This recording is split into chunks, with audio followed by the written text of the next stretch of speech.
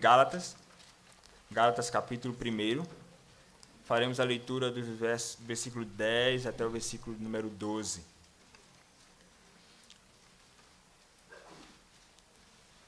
Tentaremos dar continuidade às exposições em Gálatas.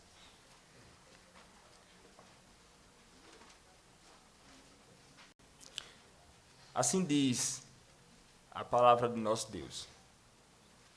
Porventura, procuro eu agora o favor dos homens ou de Deus? Ou procuro agradar a homens?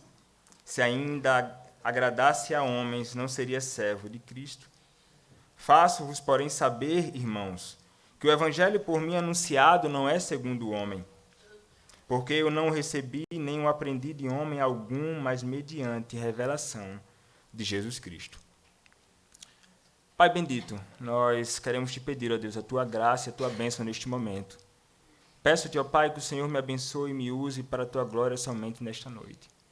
Que eu fale o teu evangelho sem temer a homem algum, mas temendo a ti somente, pois todo temor deve ser a temor do Senhor, não temor dos homens.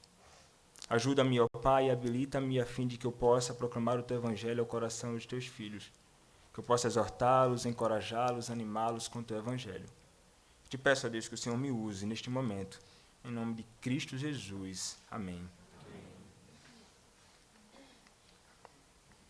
Nos primeiros versos da Epístola de Paulo aos Gálatas, ele, para que possamos nos lembrar das exposições anteriores, ele vai negar que ele é um apóstolo segundo o homem, ele vai negar que ele é um apóstolo enviado por homem, ele vai negar que ele é um apóstolo enviado por qualquer tipo de homem. Ele vai negar que foram os homens quem o chamaram para o apostolado. Ele vai dizer, eu sou Paulo, apóstolo, não da parte de homem algum, nem por intermédio de homem algum, mas por Jesus Cristo. Então ele vai dizer que o chamado dele para o apostolado não foi por homem neste mundo, mas sim pelo próprio Deus. O próprio Deus o chamou para que ele assumisse o apostolado. E ele vai seguir em frente e vai dizer que essa carta ela foi escrita e ele vai apresentar os destinatários, são os irmãos da igreja da Galácia. E ele vai dar graças a esses irmãos e a paz do nosso Senhor Jesus Cristo. E no versículo 4 ele vai falar o que é o evangelho dele. Aqui está resumido o evangelho do apóstolo Paulo. Ele vai falar sobre Jesus Cristo, aquele que entregou a si mesmo pelos nossos pecados para nos desarraigar deste mundo perverso, segundo a vontade de nosso Deus e Pai. Então aqui está posto o evangelho do apóstolo Paulo. Ele vai dizer, a quem seja a glória pelos séculos dos séculos. Amém? Então, depois ele vai seguir e ele vai começar com uma advertência muito dura aos irmãos desta igreja. E aqui é onde está a diferença gritante entre esta carta de Paulo e as demais cartas. Não há aqui uma recomendação, há um louvor aos irmãos desta igreja.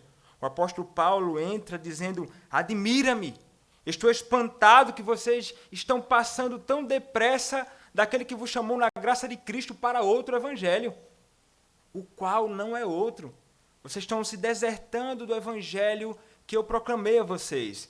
Vocês estão se desertando do evangelho que eu ensinei a vocês. E ele fica espantado com aquilo, com a rapidez que eles fizeram isso.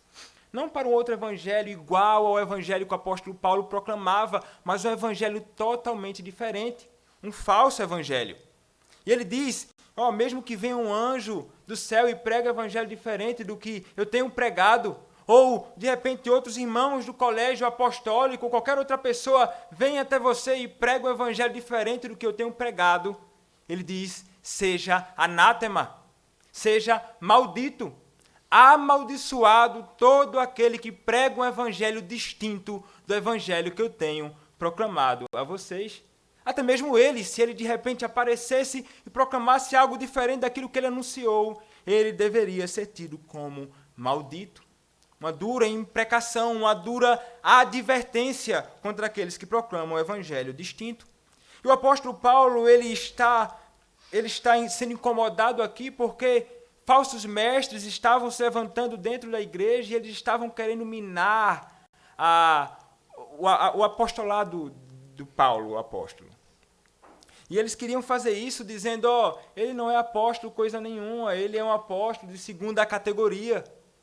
Este evangelho que ele prega tentando agradar a homens, eles tentam atacar o apóstolo Paulo. E o apóstolo Paulo entra se defendendo aqui, mas ele não tem em vista, meus irmãos, defender simplesmente o apostolado dele porque ele está preocupado com ele. Não. O apóstolo Paulo, ele combate as falsas acusações desses homens porque o evangelho do Senhor estava em jogo. Se eles conseguissem derrubar a autoridade apostólica de Paulo, o seu evangelho também seria desacreditado no meio daquele povo. Então, para que o evangelho de Cristo não fosse manchado e a glória de Deus não fosse derrubada, ele então entra com duras advertências. E aqui no versículo número 10, ele ainda se defendendo das falsas acusações desses homens, ele vai começar dizendo: porventura procuro eu agora o favor dos homens ou de Deus? O apóstolo Paulo escreve isso, como falei, por causa das acusações sérias que os homens estavam fazendo a respeito dele. Os falsos mestres falavam que ele é um apóstolo de segunda categoria, acusado de procurar proveito próprio, tentando agradar os irmãos daquela comunidade. E eles falavam coisas dessa natureza com o propósito de minar a autoridade dele. Além disso, esses homens maus falavam que ele estava afrouxando a lei quando falava da graça, quando falava sobre a liberdade em Cristo.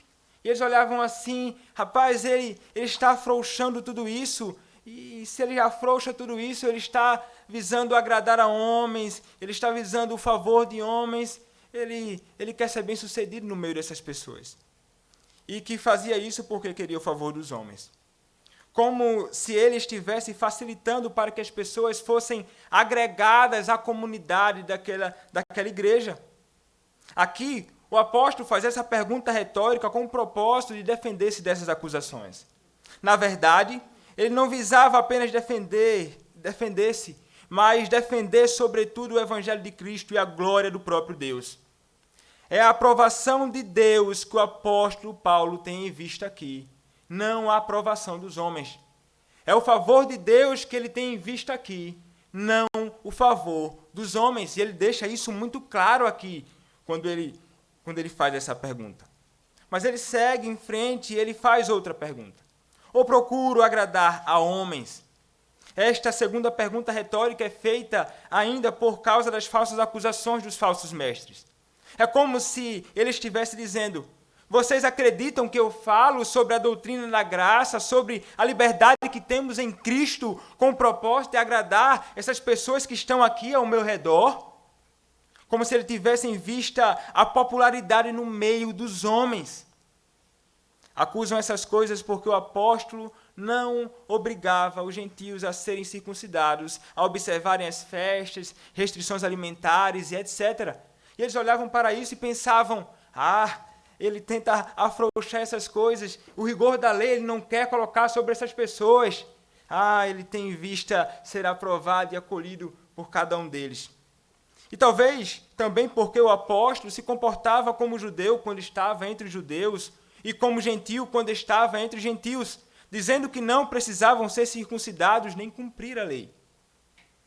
Ou quando ele circuncidou Timóteo, mas não circuncidou Tito. Lá em 1 aos Coríntios, capítulo 9, do versículo 19 ao 23, diz o seguinte: porque sendo livre de todos, fiz-me escravo de todos, a fim de ganhar o maior número possível. Procedi para com os judeus como judeu, a fim de ganhar os judeus, para os que vivem sob o regime da lei, como se eu mesmo assim vivesse, para ganhar os que vivem debaixo da lei, embora não esteja eu debaixo da lei. Aos sem lei, como se eu mesmo fosse, não estando sem lei para com Deus, mas debaixo da lei de Cristo, para ganhar os que vivem fora do regime da lei. Fiz-me fraco para com os fracos, com o fim de ganhar os fracos. Fiz-me tudo para com todos, com o fim de, por todos os modos, salvar alguns. Tudo faço por causa do evangelho, com o fim de me tornar cooperador com ele. Então o apóstolo Paulo aqui ele diz isso a respeito do seu ministério. E esses homens olhavam: não, este homem ele quer agradar os homens. Mas Paulo fez isso tudo, como ele diz, em prol do evangelho. Versículo 23, tudo faço por causa do Evangelho, não por causa dos homens que estão ao meu redor. Ele nega e prova que essas acusações são falsas. Todas essas acusações levantadas contra ele devem ser rejeitadas. Ele diz, irmãos da Galácia, rejeitem essas falsas acusações contra mim. Esses homens são maus, esses homens querem perverter o Evangelho de Cristo. Então ele segue ainda no versículo 10. Se agradasse ainda aos homens, não seria servo de Cristo. Se ele ainda agradasse a homens como fazia anteriormente no judaísmo, ele não seria servo de Cristo.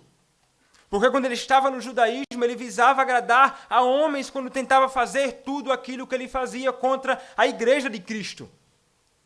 Ele fazia tudo isso com vistas a agradar os homens, a aparecer diante dos homens e de ter o respeito daquelas pessoas que o observavam como líder naquele período. E ele poderia confiar nas suas origens. Ele poderia sim confiar nas suas origens, como ele fala, lá em Filipenses capítulo 3, do versículo 4 ao 6. Bem que eu poderia confiar também na carne. Se qualquer outro pensa que pode confiar na carne, eu ainda mais. Circuncidado ao 8º dia, da linhagem de Israel, da tribo de Benjamim, hebreu de hebreus, quanto à lei fariseu, quanto ao zelo perseguidor da igreja, quanto à justiça que há na lei, irrepreensível. Se tinha alguém que poderia se gloriar dessas coisas e confiar nessas coisas, o apóstolo Paulo era este homem. Mas ele não visa ainda, como fazia anteriormente, agradar aos homens. Ele não estava agradando aos homens, pois se assim o fosse, sem sombra de dúvidas, não seria servo do Senhor Jesus Cristo. Os servos de Cristo não estão neste mundo para agradar a homem algum. Ele revela um contraste entre ser servo de Cristo e agradar os homens. São coisas excludentes, ou um ou outro, não um e outro. Ou é servo de um, ou é servo do outro.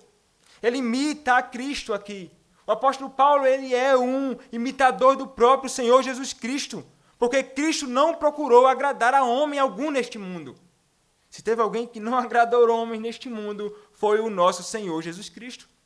E o apóstolo Paulo, e a prova de que o apóstolo Paulo não estava ali para agradar os homens, está nos versos anteriores, quando ele pronuncia uma maldição contra aqueles que proclamam um evangelho diferente do dele.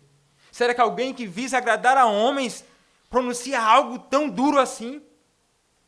Quando olhamos para os homens no mundo, eles falam palavras doces, com o propósito de que as pessoas sejam arrastadas até ele, e ele fala coisas agradáveis, e ele tem visto assim agradar homens, mas o apóstolo Paulo não.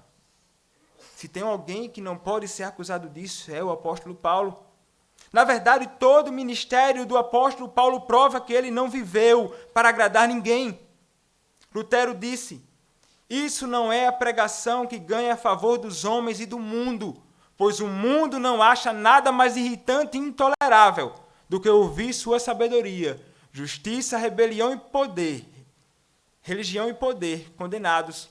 Pois se denunciamos os homens e todos os seus esforços, é inevitável que rapidamente encontremos ódio amargo, perseguição, excomunhão, condenação e execução. Alguém com disposições para agradar os homens jamais pregaria como o apóstolo Paulo. O apóstolo Paulo certamente não tinha em vista agradar os homens. E ele não tinha em vista agradar os homens porque nós sabemos disso também, porque nós não podemos ter dois senhores diante de nós. Quando nós procuramos agradar a homens e agradar a Deus, nós estamos colocando dois senhores diante de nós. Não, nós não podemos ter dois senhores. Tentar agradar a homens por causa do julgamento deles é, sem sombra de dúvidas, uma ação contrária à vontade de Deus para os seus santos servos. Não podemos agradar os homens à custa do nosso dever de agradar somente a Deus. Ele prova ser um verdadeiro apóstolo de Cristo agindo assim. E aqui nós podemos perceber como um verdadeiro apóstolo de Cristo, um verdadeiro ministro de Cristo, ele vai agir. Muitos na história da igreja foram mortos justamente porque não procuraram agradar a homens. muitos foram decapitados, muitos foram queimados, porque falava do evangelho que ia de encontro à vontade, aos desejos e ambições de homens, até de reis.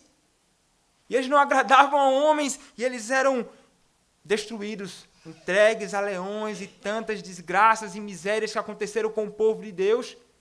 Você acredita que essas pessoas foram lançadas em momentos tão difíceis como esses, porque eles falaram palavras doces para os homens? De modo algum. De modo algum.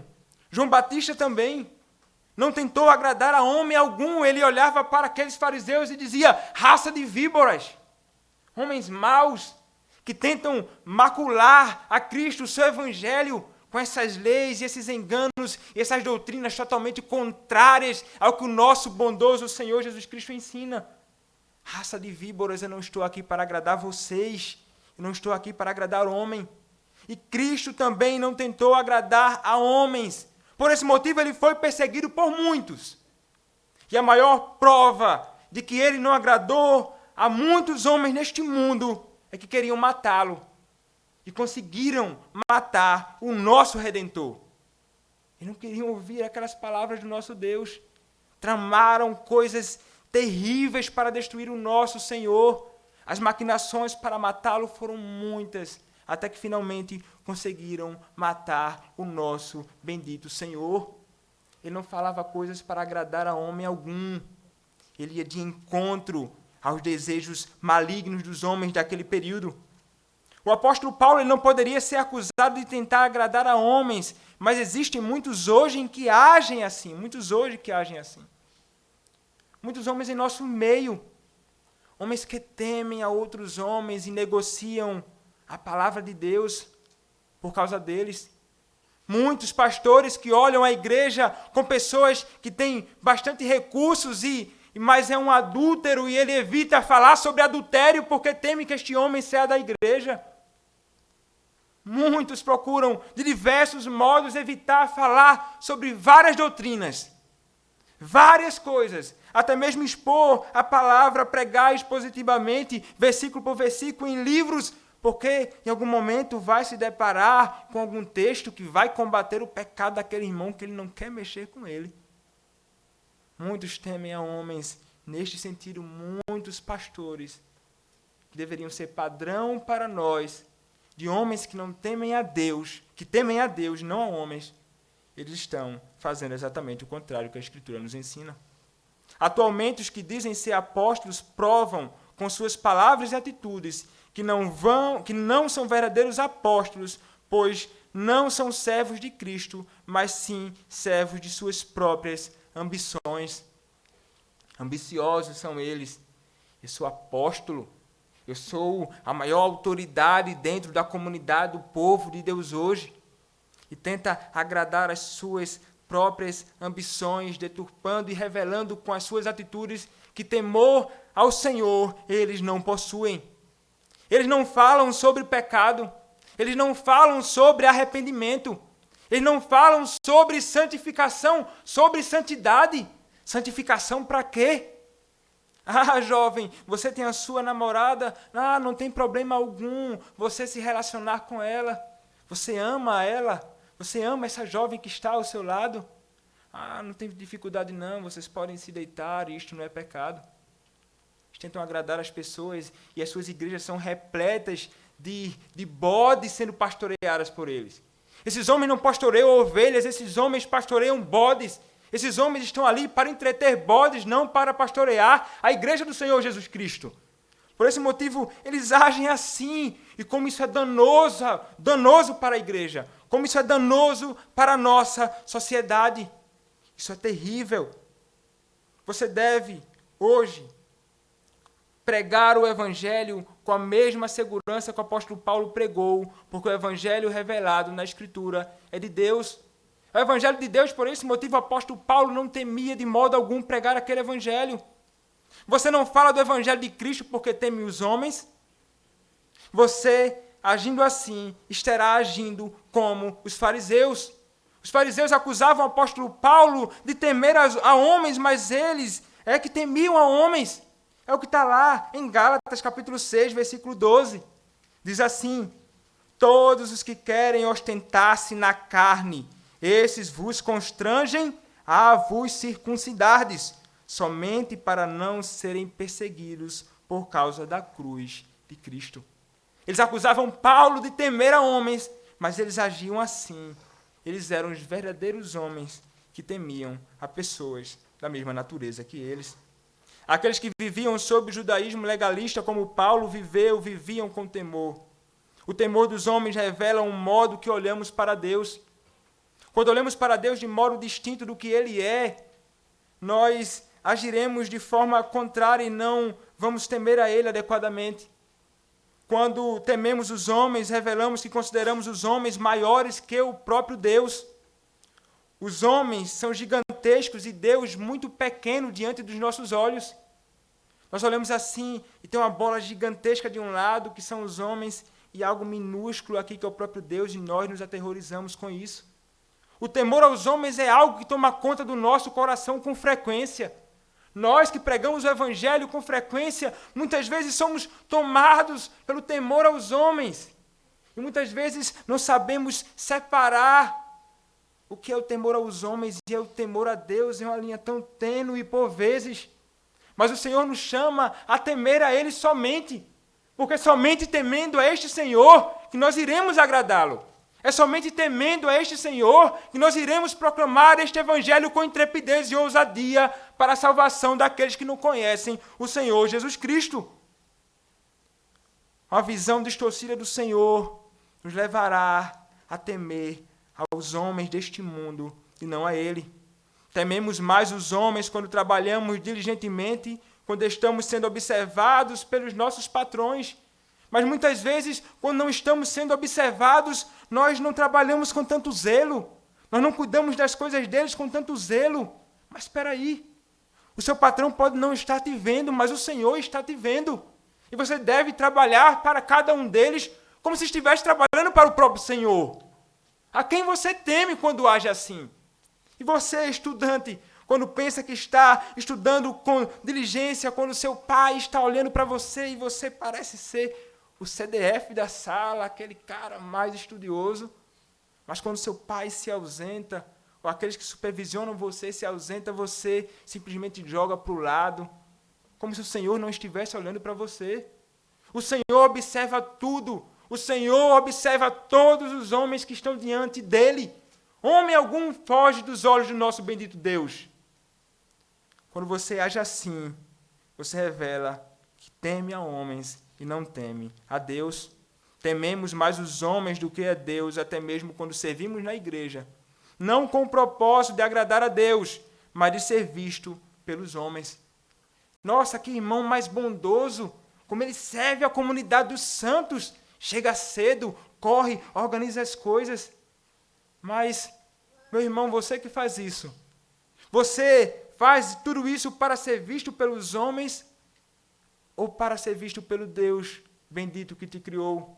Você faz isso em temor aos homens para procurar encontrar o louvor deles ou para encontrar o louvor de Deus no serviço ao seu povo? Se você visa ser visto pelos homens, você já recebeu a sua recompensa. Nós não podemos moldar a nossa vida, muito menos moldar o Evangelho para agradar a homens. Moldar o Evangelho para os homens torna-nos escravos dos homens. Se você não tem incomodado o mundo com o que você ensina, irmão, algo está errado com o suposto Evangelho que você prega. Se você conversa com homens de outras religiões e ele se assenta a você à mesa e você conversa sobre diversas coisas e estas pessoas não se incomodam com o Evangelho que você vive, com o Evangelho que você comunica, algo está errado com o Evangelho que você fala. O Evangelho do nosso Senhor vai de encontro a este mundo mau. E os homens, eles não querem saber disso. Os homens aborrecem tudo isso. Será que os homens têm aborrecido você? Quando você se assenta a eles e conversa sobre as coisas de Cristo? Se isso não tem acontecido, você deve rever o Evangelho que você tem compartilhado com os homens aí fora. O mundo, ele se volta contra o Senhor, contra a sua palavra e contra o ungido de Deus. Mas nós estamos falando aqui que nós não devemos agradar a homens, e não pense que nós temos carta branca para ficar apontando o pecado dos outros ou usando o argumento de que não devemos buscar agradar a outras pessoas, agindo como uma pessoa chata. Aquele tipo de pessoa que é ranzinza, um tipo de pessoa, de fato, chata que só a gota, como a gente fala aqui. Não tem esse tipo de pessoa que age assim? Não pense que, quando a palavra diz que nós não devemos agradar a homens, que não existe um sentido que nós devemos agradar. Existe sim. Nós devemos agradar outros irmãos também. Você não pode agir como um fariseu apontando o pecado do outro. O homem passou ali e você, ao invés de chegar com a palavra de sabedoria, instruindo ele no pecado dele, na falta dele, você simplesmente lança um dos mandamentos. Quebrou o terceiro mandamento. Nossa. Você quebrou o segundo mandamento. Não, você quebrou o quarto, o quinto mandamento, o sexto e... Como assim? Como os fariseus faziam, observando a vida dos outros e simplesmente apontando o pecado sem o amor de Cristo para instruir essa pessoa. Não devemos ser assim.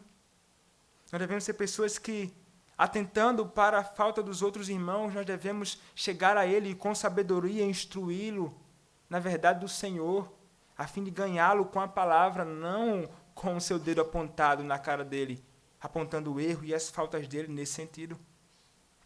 Você não deve pensar que deve ser alguém sempre desagradável para as outras pessoas. A palavra de Deus ensina-nos que devemos ser agradáveis naquilo que é bom e para o bem deles. 1 aos Coríntios, capítulo 10, versículo 33, diz assim: assim como também eu procuro em tudo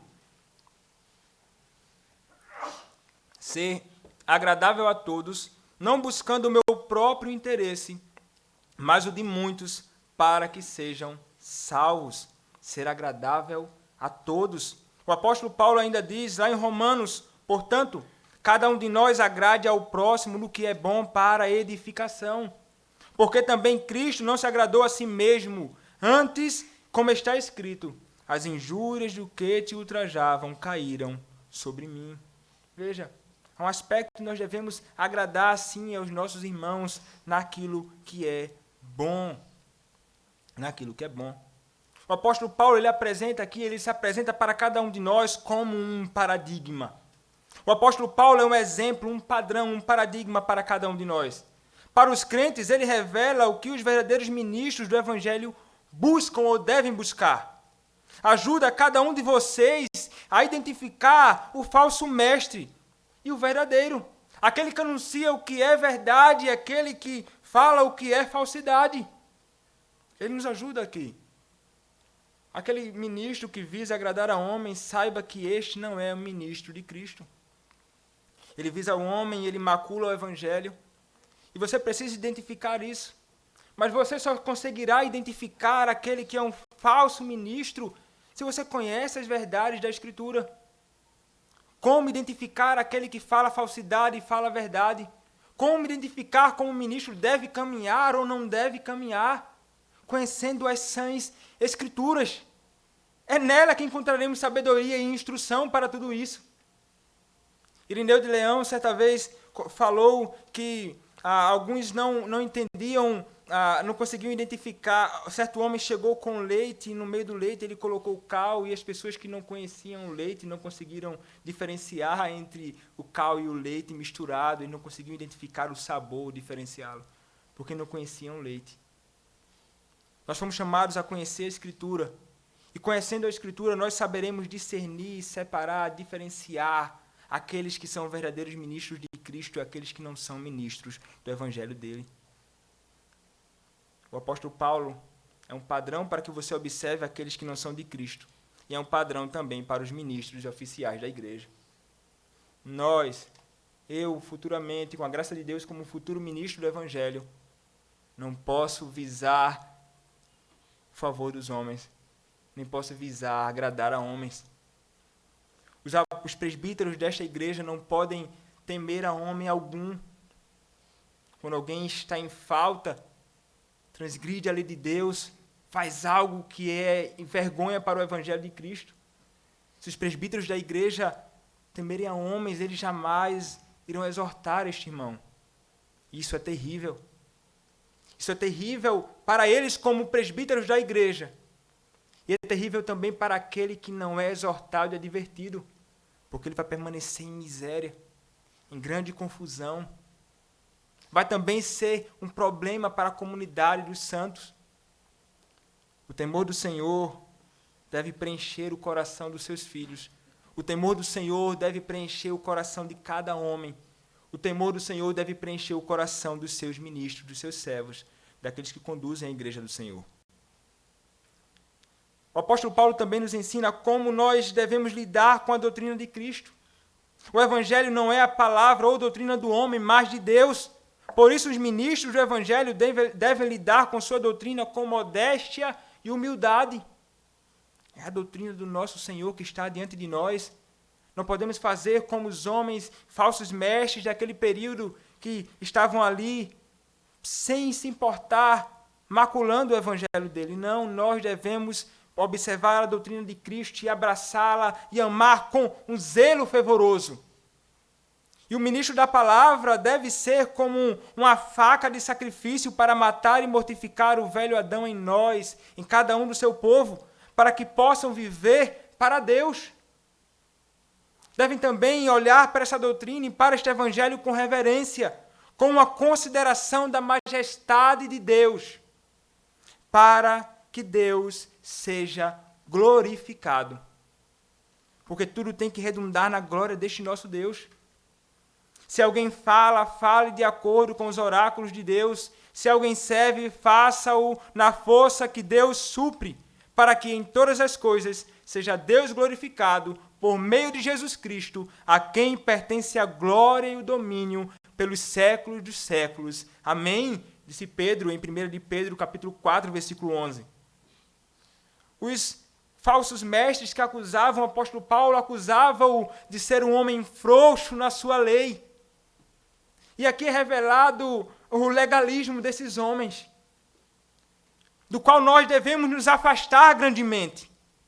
Como sabemos, os fariseus falavam que Paulo pregava o evangelho muito fácil. Mas aqui não é revelado somente o legalismo desses homens, é revelado também o nosso legalismo. Coisas fáceis são estranhas para o legalista. Coisas que vêm de modo muito simples para a mão do legalista, ele não vai admitir aquilo ali com facilidade, porque ele sempre acredita que algo das suas mãos deve estar ali, que alguma obra sua deve estar ali, para que ele possa ter o favor de Deus e agradar a Deus com a força do seu próprio braço. O legalismo tem condições de afetar a alma de tal forma que ela pode se aproximar e depois se desviar da graça de Deus no Evangelho, se estiver presente especificamente em alguém que desenvolve um ministério pastoral e de pregação. O legalismo pode se multiplicar e se transformar em uma epidemia dentro da igreja, disse certo teólogo. O legalismo que distorce a graça é também um legalismo que distorce a lei em seu caráter e em sua função dados por Deus, e no fundo distorce o caráter do Deus que a outorgou. O legalismo tem como raiz a incapacidade de enxergar a generosidade de Deus e seus planos amorosos para a nossa vida. O legalismo revela uma distorção que nós temos do Deus que nós adoramos. Porque vemos ele como um Deus que muitas vezes é tão bondoso e não exige algo de nós como esses homens imaginavam aqui. Ele não exige nada de nós, como assim? Como assim? Eu não posso agradar os homens assim, eu tenho que praticar algo, eu tenho que observar as coisas da lei para ser aceito diante deste Deus. Isso é estranho ao caráter do nosso próprio Deus. Isso é estranho ao evangelho desse nosso Deus revelado na sua própria Escritura. O legalismo é algo terrível. O legalismo revela o temor que nós temos do homem e não de Deus. Mas o versículo 11, agora o apóstolo Paulo diz: faço-vos, porém, saber, irmãos, que o evangelho por mim anunciado não é segundo o homem. Aqui temos palavras que vêm com um tom de solenidade, que introduzem uma palavra de grande autoridade. A autoridade que ele ataca está fundamentada na revelação de Cristo. A introdução da palavra grega significa tornar conhecido. E aparece também para reforçar que seu evangelho não é da parte de homens. Essa expressão também é usada no sentido de proclamação imediata da vontade divina. O apóstolo aos Tessalonicenses diz que o evangelho que dele receberam não é a palavra dos homens, mas sim a palavra de Deus. 1 Tessalonicenses, capítulo 2, versículo 13.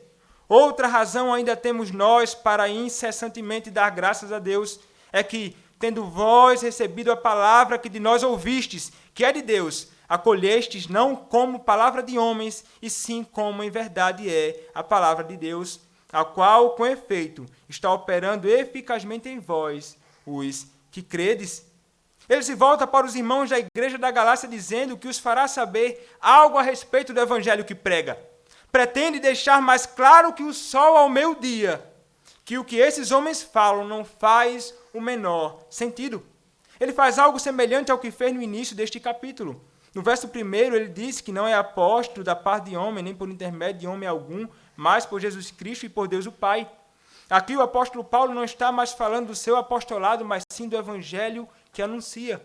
Ele nega qualquer possibilidade desse evangelho ter brotado de sua imaginação ou da imaginação de qualquer outro homem.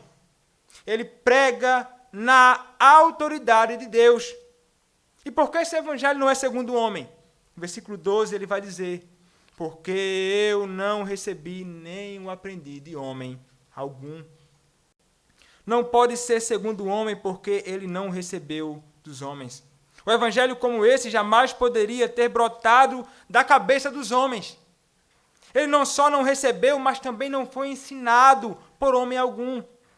Nem aprendeu do apóstolo, nem de qualquer outro mestre, como ele vai deixar mais claro ainda nesta sessão posteriormente. Gamaliel não o ensinou. Ananias também não, nem mesmo os outros apóstolos. Ele não aprendeu o evangelho através de um mestre, numa sinagoga, etc. Ele não foi para um seminário para aprender de homem algum o evangelho que ele anunciava. Paulo, quando diz que não aprendeu o evangelho por intermédio de homens, não está negando que podemos aprender de outras pessoas. Posteriormente, ele se encontra com os apóstolos. Ele, neste caso, fala a respeito dele apenas. Nós devemos aprender e aprendemos o evangelho por parte de outras pessoas, mas o apóstolo não. Mas há muitos que recebem o evangelho, que pregam, não do ensino dos apóstolos, nem de revelação alguma, pois não existe mais isso hoje, como foi no caso do apóstolo Paulo. Mas eles recebem novas ou supostas revelações de seus próprios corações pecaminosos, de sugestões de Satanás e etc. O coração do homem, ele consegue fabricar muitas coisas e ele é ambicioso. E muitos aí que dizem ter revelações do alto e anjos aparecem para ele, e o anjo Moroni apareceu e entregou várias pedras de ouro grego antigo, e agora você pode organizar agora uma nova igreja. Muitos homens que têm uma revelação pessoal, como se o próprio Cristo aparecesse diante deles e anunciasse um evangelho distinto daquele que está posto na sua palavra. O que esses homens visam? Esses homens, eles revelam o seu coração maligno, todo cheio do inimigo de nossas almas.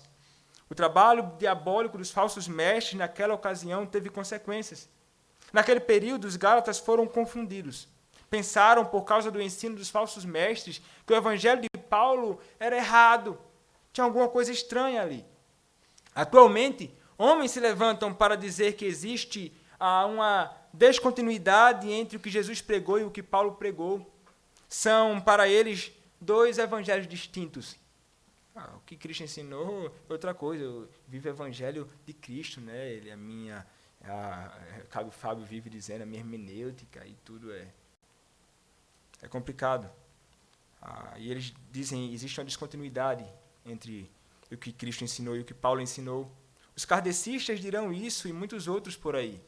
Eles têm o próprio evangelho deles, e quando você vai conversar com ele, diz, não, mas a palavra do Senhor diz aqui, isso aqui. Ele vai dizer, não, mas aqui o evangelho de Allan Kardec. A gente tem também misturado aqui os evangelhos da Escritura.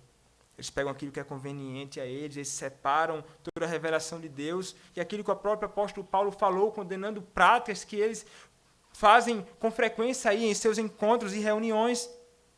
Mas dizer que há descontinuidade entre o que Paulo ensinou e o que Jesus ensinou é errado. Seria uma contradição, uma vez que o evangelho de Paulo é o de Cristo, pois o próprio Cristo revelou a Paulo. O próprio Cristo revelou a Paulo, como ele diz, eu recebi mediante revelação de Cristo. Aqui temos a negação de que o que Paulo ensina é fruto de sua própria imaginação. Aqui está a origem do evangelho que anuncia. Foi o próprio Cristo glorificado que o revelou. Revelação aponta para o desvendar daquilo que se mantivera anteriormente em segredo, oculto, mas que foi revelado finalmente. O evangelho de Paulo não foi passado de mão em mão, como era costume no meio judaico. E aqui é um contraste com o que os homens aprendiam ali, eles aprendiam as tradições das mãos de outros homens. Ele vai dizer, não, o evangelho que eu recebi foi do próprio Deus homem, o Senhor Jesus Cristo glorificado.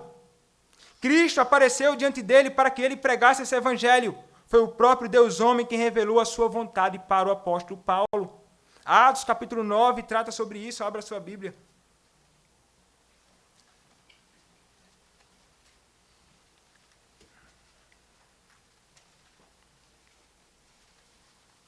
Atos capítulo 9 diz o seguinte: Saulo, respirando ainda ameaças e morte contra os discípulos do Senhor, dirigiu-se ao sumo sacerdote e lhe pediu cartas para a sinagoga de Damasco, a fim de que, caso achasse algum que era do caminho, assim homem como mulheres, os levasse presos para Jerusalém. Seguindo ele a estrada fora, ao aproximar-se de Damasco, subitamente uma luz do céu brilhou ao seu redor, e caindo por terra, ouviu uma voz que lhe disse: Saulo, Saulo, por que me persegues? Ele perguntou: Quem és tu, Senhor? E a resposta foi: Eu sou Jesus, a quem tu persegues. Mas levanta-te e entra na cidade, onde te dirão o que te convém fazer. Os seus companheiros de viagem pararam, emudecidos, ouvindo a voz, não vendo contudo a ninguém.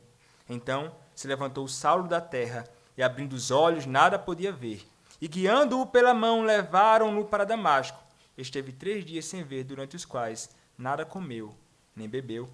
O apóstolo Paulo, ele não temia falar o evangelho, porque esse evangelho foi revelado pelo próprio Deus, quando o apóstolo Paulo estava indo perseguir o seu povo. O evangelho não foi passado por tradição para ele. O próprio Jesus o entregou a Paulo, mas o evangelho que ele deu o exalta sozinho como mediador da nova aliança. O evangelho que o Senhor Jesus Cristo deu a Paulo é o evangelho que exalta o Senhor Jesus Cristo como mediador da nova aliança. Ele é distinto do evangelho proclamado pelos falsos mestres. O evangelho que foi revelado é diferente do que pregavam os falsos mestres. Ele não exalta nossas obras ou qualquer outra coisa. É o evangelho que destrói qualquer pensamento de autoconfiança e nos leva a confiar totalmente em Cristo, somente na sua obra redentora. O apóstolo, após a revelação de Jesus Cristo, finalmente reconhece que a salvação não vem pelo cumprimento e observância das regras da lei, mas sim pela graça. E o legalismo cai por terra aqui. O evangelho de Paulo difere dos demais porque não é o evangelho que prega a salvação pelas obras. Não existe religião neste mundo, com exceção do cristianismo, que não tenha sido inventada por homens. Por esse motivo, o evangelho de Paulo não pode ter sido dado por homens a ele.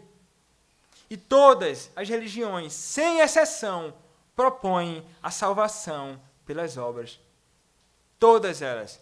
Porque os homens sempre querem ter a sua mão ali, na obra da salvação. Os homens sempre estão interessados em cooperar com alguma coisa. Mas o evangelho de Paulo é diferente no conteúdo e na origem. Paulo nos ensina com clareza o que é ser um verdadeiro servo de Cristo aqui. Como é ser um verdadeiro homem obediente a Ele em todos os sentidos, não somente como um ministro, mas também como aquele que vai ser fiel àquilo que ele recebeu do seu próprio Senhor. Mas ninguém melhor que o próprio Cristo para nos ensinar isso. O evangelho exposto por Paulo e pelos demais servos de Cristo é o nosso supremo padrão de servo obediente. Cristo é o nosso supremo padrão. Cristo foi um servo obediente. E ele foi tão obediente até a morte e morte de cruz. Como diz Filipenses capítulo 2, versículo 5 ao 11, que diz: tende em vós o mesmo sentimento que houve também em Cristo, pois ele, subsistindo em forma de Deus, não julgou como usurpação ser igual a Deus, antes a si mesmo se esvaziou, assumindo a forma de servo, tornando-se em semelhança de homens, e reconhecido em figura humana, a si mesmo se humilhou, tornando-se obediente até a morte e morte de cruz. Pelo que também Deus o exaltou sobremaneira e lhe deu o nome que está acima de todo nome, para que ao nome de Jesus se dobre todo o joelho, nos céus, na terra e debaixo da terra, e toda língua confesse que Jesus Cristo é o Senhor, para a glória de Deus, o Pai. O nosso bendito Deus, aquele que habitava na glória celestial juntamente com o Pai, ele se fez servo, ele se humilhou. Ele se humilhou e ele se fez como um de nós aqui neste mundo. E como falei anteriormente, como disse Mark Jones, ninguém se humilhou tanto como o nosso Senhor, porque ninguém esteve tão exaltado como ele. Ele esteve exaltado sobre todos, mas ele se fez servo, ele se fez criança. Ele cresceu, ele sofreu, ele padeceu, ele foi maltratado pelos homens até ser levado a uma cruz maldita. E este é o evangelho que o apóstolo Paulo anuncia. Ele anuncia Cristo e este crucificado, como diz lá em 1 Coríntios, capítulo 2, versículo 2. Ele apresenta Cristo como o redentor dos eleitos de Deus. O único redentor dos eleitos de Deus é o nosso Senhor Jesus Cristo. Foi ele quem morreu pelos nossos pecados, com o propósito de nos arrancar deste mundo perverso. Estávamos, como diz ele, nos 5 primeiros versos da Epístola de Paulo aos Gálatas, que nós estávamos enraizados neste mundo perverso, éramos filhos da ira, filhos de Satanás, inimigos do Evangelho de Cristo. Mas ele, através da sua morte, ele nos arrancou, graças à sua obra bendita de salvação. Graças à sua misericórdia abundante, graças à sua abundante redenção pelos homens. Ele se entregou, e ele se fez pecado por nós, ele se fez maldição por nós, ele foi objeto da ira de Deus. A justiça de Deus foi satisfeita no seu Filho, como diz 2 Coríntios, capítulo 5, versículo 21. Aquele que não conheceu o pecado, ele o fez pecado por nós, para que nele fôssemos feitos justiça de Deus. Nós éramos pecadores. Cristo se fez pecado por nós. Toda a nossa miséria caiu sobre ele. Toda a sua justiça, bondade, graça e misericórdia caiu sobre nós. Fomos declarados justos diante do tribunal de Deus.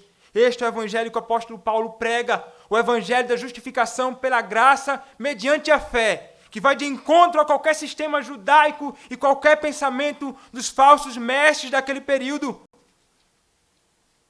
Nele, em Cristo, o apóstolo Paulo nos ensina, a justiça de Deus encontra satisfação. É nele que temos a expiação dos nossos pecados, o perdão dos nossos pecados. Assim como acontecia no Antigo Testamento, e o animal era sacrificado, o sangue era expiado para que o nosso pecado fosse perdoado. Cristo foi aquele que expiou os nossos pecados na cruz e perdoou os nossos pecados definitivamente.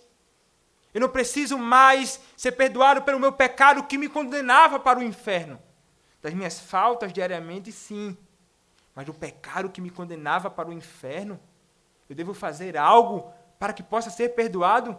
Se Cristo morreu por você, meu irmão, este seu pecado foi pago definitivamente, porque o sacrifício de Cristo, ele é eficaz. Ele é eficaz e você foi salvo por ele. Ele também se tornou a nossa propiciação, como acontecia no Antigo Testamento. sobre a tampa do propiciatório, derramado o sangue do animal, onde a ira de Deus era aplacada. E João, lá em 1 João, capítulo 2, do versículo 1 ao 2, diz: Filhos meus, estas coisas vos escrevo, para que não pequeis. Se todavia alguém pecar, temos advogado junto ao Pai, Jesus Cristo justo. E ele é a propiciação pelos nossos pecados, e não somente pelos nossos próprios, mas ainda pelo do mundo inteiro. É sobre ele que cai a ira de Deus. É sobre o nosso bendito Redentor que cai toda a ira que deveria cair sobre cada um de nós. Nós éramos merecedores disso. Quem pecou contra Deus? Quem quebrou o seu pacto? Quem se rebelou contra ele? Foi o Senhor Jesus Cristo? Não. O Evangelho nos ensina e nos mostra que nós transgredimos a lei dele. E nós merecíamos grave penalidade. Toda a sua ira sobre nós, ira eterna, sobre cada um de vocês. Mas a ira de Deus caiu sobre o seu Filho. A ira de Deus caiu sobre o nosso bendito Redentor. Ele clamou na cruz: Deus meu, por que me desamparaste? As angústias do inferno o nosso Senhor sentiu na cruz. O que merecíamos sofrer eternamente, no único ato, o nosso bendito Deus sofreu na cruz. Este é o evangelho que o apóstolo Paulo prega, distinto do evangelho que qualquer homem pode inventar neste mundo. Que homem poderia imaginar isso? Que homem poderia propor algo dessa natureza? Homem algum faria isso. Homem algum. Somente Deus, em sua infinita sabedoria, poderia revelar algo tão glorioso assim. Somente Deus, em sua infinita sabedoria, poderia providenciar um meio tão glorioso para a salvação dos homens. Tão glorioso para a salvação dos homens. E ele apresenta este evangelho para toda a criatura. O apóstolo Paulo nos ensina isso, e nós devemos pregar este evangelho. E os homens que escutam o evangelho devem atentar. É o Senhor quem fala. É o Senhor quem chama homens deste mundo para que se arrependam dos seus pecados e se voltem para Cristo. E é através de Cristo e este crucificado, Cristo e este crucificado, Cristo e este crucificado, não existe outro evangelho. Este é o evangelho do nosso Senhor. E rejeitar o evangelho de Paulo é rejeitar Deus, pois o evangelho é de Deus. Romanos capítulo 1, versículo 1 diz: Paulo, servo de Jesus Cristo, chamado para ser apóstolo, separado para o evangelho de Deus. O Senhor, diferente do que aconteceu com o apóstolo Paulo, não mais revela o seu evangelho como fez para ele. Mas seu evangelho foi escrito. A sua vontade revelada, ele fez escrever. Como diz a nossa confissão de fé de Westminster, no capítulo 1, parágrafo 1, diz: ainda que a luz da natureza e as obras da criação e da providência de tal modo manifeste a bondade, a sabedoria e o poder de Deus, que os homens ficam inexcusáveis, contudo, não são suficientes para dar aquele conhecimento e da sua vontade necessário para a salvação. Por isso foi o Senhor servido, em diversos tempos e diferentes modos, revelar-se e declarar à sua igreja aquela sua vontade. E depois, para melhor preservação e propagação da verdade, para o mais seguro estabelecimento e conforto da igreja contra a corrupção da carne e malícia de Satanás e do mundo, foi igualmente servido fazê-la escrever toda. Isto torna indispensável a Escritura Sagrada, tendo cessado aqueles antigos modos de revelar Deus a sua vontade ao seu povo. Onde é que Deus revela a sua vontade para o seu povo?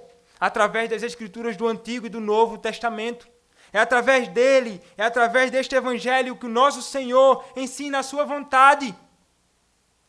Cristo ensinou o que ouviu do Pai. Os apóstolos aquilo que ouviram de Cristo.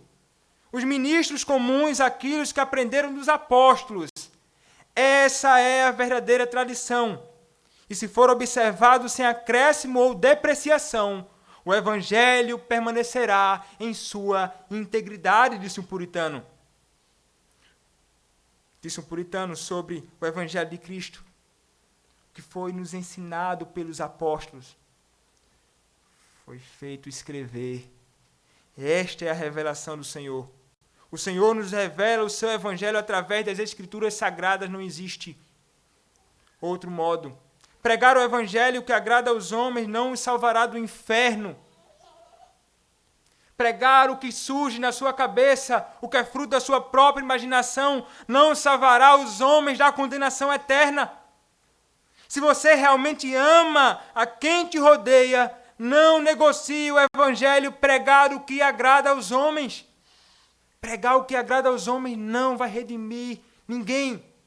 Não vai salvar ninguém. Se você pensa que está revelando um amor gigantesco, quando fala coisas que fazem coceiras aos ouvidos das pessoas, você revela um gigantesco desamor a cada um deles. Por que você revela um desamor? Porque somente a proclamação genuína do Evangelho de Cristo é que salva os homens dos seus pecados. Então, se você ama quem te rodeia, o que você deve fazer? Pregar este Evangelho de Cristo com intrepidez. Testemunhar deste Evangelho na sua casa, fora de casa, na universidade, na escola, no seu trabalho, onde quer que seja, diante de quem quer que seja. Porque nós não fomos chamados para temer a homem algum, mas sim para anunciar este Evangelho com intrepidez e ousadia, porque falamos em nome do Senhor. Quando fazemos e tememos aos homens, desagradamos a Deus. Mas aqueles que amam verdadeiramente as pessoas pregarão este Evangelho, que é escândalo para os judeus, loucura para os gentios. Vocês também que ouvem este Evangelho, vocês, congregação do Senhor, vocês devem receber o Evangelho ensinado, como os irmãos da igreja de Tessalônica faziam. Não como a palavra de homem, mas como a palavra de Deus. É Deus quem fala pela boca dos seus servos quando o seu Evangelho é proclamado com fidelidade. Não pense que é o seminarista Rafael que está falando para você, o Senhor, Deus quem fala através dos seus servos a sua palavra e vocês devem receber como palavra do Senhor. É o Senhor quem fala à sua igreja. Nós não somos chamados apenas para ser bons ouvintes deste Evangelho e abraçar este Evangelho. Nós somos chamados também a praticar esse Evangelho. Aquele que possui o Evangelho em suas vidas vai transbordar desse Evangelho na vida. Calvino disse que o nosso Evangelho não pode ser apenas Evangelho de língua, mas de vida. E como é que viveremos este Evangelho? Quando esse Evangelho preencher as nossas mentes, como preencheu a mente do apóstolo Paulo. Mas ele não pode ficar apenas aqui. Este Evangelho deve descer para o nosso coração e preencher o nosso coração com a glória deste Evangelho. E quando o nosso coração é preenchido com a glória deste Evangelho, nós necessariamente andaremos, viveremos, agiremos como aqueles que vivem de modo digno do Evangelho de Cristo. Vai redundar em práticas. E isso glorifica o nome do nosso bendito Redentor. Mente, coração e práticas. Cabeça, coração e mãos. E o Senhor nos chama para isso. Não fomos chamados para viver o Evangelho com falsidade, mas para viver este Evangelho. Congregação do Senhor, que o bendito Deus, o nosso bendito Salvador, aquele a quem devemos temer, honrar e dar toda a glória, tenha misericórdia de cada um de nós e nos habilite a vivermos neste mundo do modo digno do Evangelho de Cristo. Amém. Pai bendito, Deus gracioso, eu quero te agradecer, ó Pai. Nós queremos te agradecer, Senhor, porque o Senhor nos trouxe à tua casa, o Senhor nos concedeu a graça de ouvirmos o teu evangelho ser exposto. Ensina-nos, ó Pai, e ajuda-nos a praticar este evangelho, a vivermos este evangelho. Para nada serve uma religião de ideias quando não há prática disso tudo. Ó Deus, ajuda-nos a lutarmos contra o temor dos homens e que possamos temer ao Senhor. Bem-aventurado é aquele que teme ao Senhor. Maldito é aquele que não teme a Ti, ó Pai. Sustenta-nos, ó Pai, com Teu Santo Espírito e habilita-nos a fim de que possamos ser servos úteis do Senhor, não servos inúteis. É o que nós te pedimos, ó Pai, no nome do nosso bendito Redentor, o Senhor Jesus Cristo. Amém.